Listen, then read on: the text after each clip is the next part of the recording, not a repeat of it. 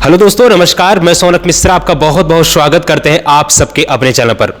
दोस्तों, आज हम बात करने जा रहे हैं एक ऐसी टॉपिक पर जो हम सबकी बहुत बड़ी समस्या हो चुकी है। तो हमारे साथ हैं जो कि अखंड हिंदू वाहिनी के संस्थापक रुद्र त्रिपाठी बीरू भैया।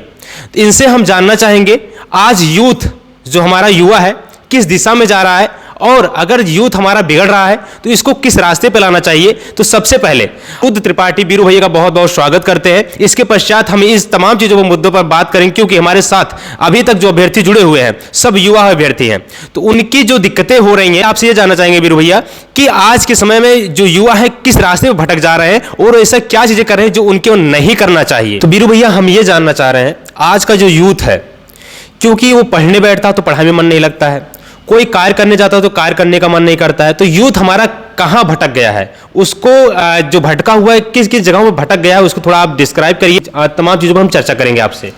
जी सोनक भाई, एक्चुअली जो हमारा यूथ भटका है ये समाज की कुरीतियाँ हैं। इसमें यूथ का योगदान सिर्फ इतना है क्योंकि वो तो युवा है, उसको पता ही नहीं है कि क्या अच्छा है क्या बुरा है, उसको मन कहाँ लगाना चाहिए और कहाँ नहीं लगाना चाहिए। वो भटक रहा है सिगरेट की तरफ, समाज की नहीं सरकार की दी हुई चीज़ है। दूसरा शराब, जिससे बड़ा सारा रेवेन्यू सरकार को जनरेट करता है, तो शराब को भी नहीं बंद कर सकते हैं शराब। और तीसरा शबाब, क्योंकि यूँ तो यूथ है, उसकी जो इच्छाएं हैं वो इच्छाएं गलत दिशा में जा रही हैं, वो अपने कैरियर पे फोकस नहीं कर पा रहा है। इन सिर्फ 3 चीज़ों की वजह से यूथ भटका हुआ है, सिगरेट, शराब और शबाब। अब मैंने अपने यूथ के लिए, मैं चूँकि यूथ के पर थोड़ा सा ज़्यादा जागरूक रहता हूँ, क्योंकि अगर यूथ ही हमारा डेवलप नहीं होगा तो फिर हमारे देश का विकास कैसा होगा। जिस देश का युवा ही स्वस्थ नहीं होगा, उस देश का समाज कैसे स्वस्थ होगा, उस देश की विचारधारा, उस देश का लोकतंत्र कैसे मजबूत होगा, कैसे स्वस्थ होगा। तो इसके लिए मैंने कुछ इन्वेंट किया कि बीरू भैया ने बताया कि जो हमारे युवा साथी हैं वो कहाँ पर भटके हुए हैं। जैसे कि बीरू भैया अखंड हिंदू वाहिनी के संस्थापक हैं, जो कि इनके माध्यम से अनेक जनहित के लिए कार्य किए जाते हैं।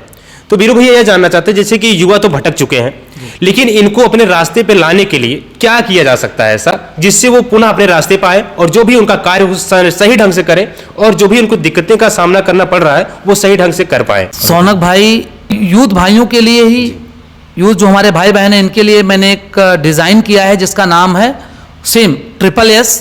जो पहले था सिगरेट, शराब और शबाब, मैंने इसको कन्वर्ट कर दिया। ये सबसे पहले स्वास्थ्य, पहले इसका मतलब है स्वास्थ्य, दूसरा शिक्षा और तीसरा संस्कार।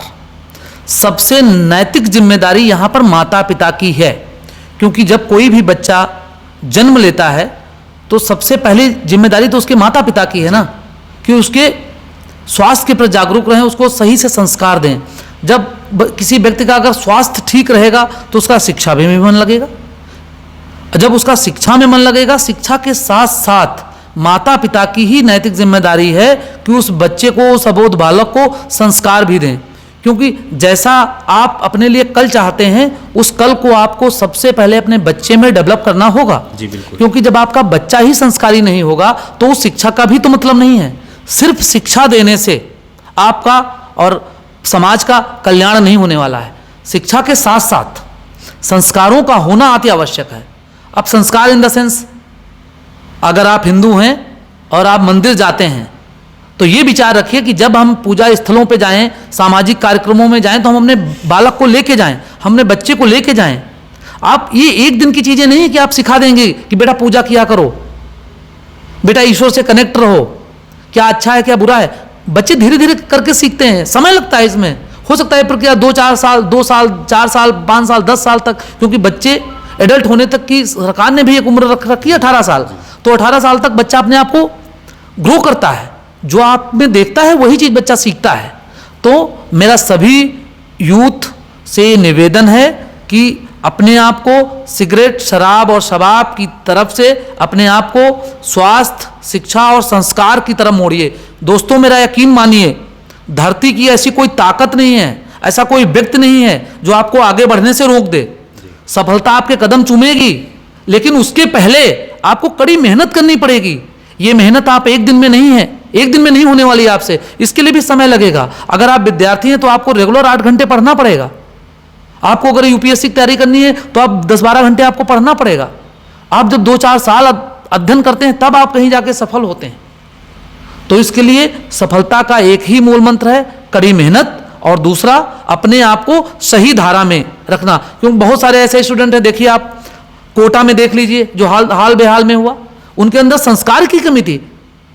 उनके माता पिता ने, उनके गार्जियन ने स्वास्थ्य उनको दे दिया, पैसा उनके ऊपर खर्च कर दिया, उनको शिक्षा दे दी, लेकिन संस्कार नहीं दिए ना।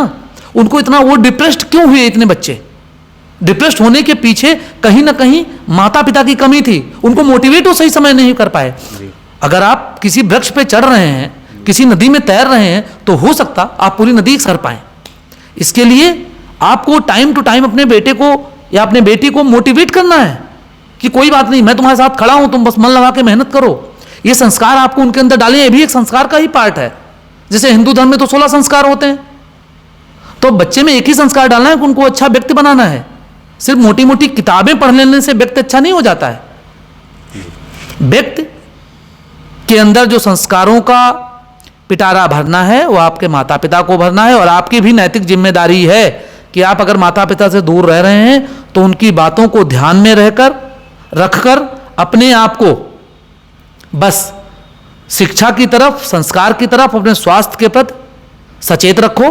आप 1% नहीं 10,000% कामयाब होंगे। मैं आपको स्टैम्प पेपर पे लिख के दे सकता हूं। अभी बीरू भैया ने बताया कि आपको सफलता पाने के लेकर के SSS यानी इन 3 चीज़ों पर कार्य करना है। सबसे पहले आपका स्वास्थ्य ठीक होना चाहिए, दूसरी चीज़ आपकी शिक्षा होनी चाहिए, तीसरी चीज़ आपके संस्कार होना चाहिए। अगर आपके पास 3 चीज़ें हैं तो आज का जो यूथ भटक रहा है वो कभी भी नहीं भटकेगा और अपने जो चीज़ें वो करना चाहता है 100% करके दिखाएगा। तो आपने इतना अच्छा संदेश दिया, एक गजब का मूल मंत्र आपने दिया, तो इसके लिए आपका बहुत बहुत आभार, बहुत बहुत धन्यवाद। हम चाहेंगे आप आगे भी इसी तरीके से जो हमारे विद्यार्थी हैं, जो हमारा यूथ है, उसको आप गाइड करते रहिएगा, जिससे उनके होने वाली समस्या वो दूर होते रहें। आपका बहुत बहुत धन्यवाद।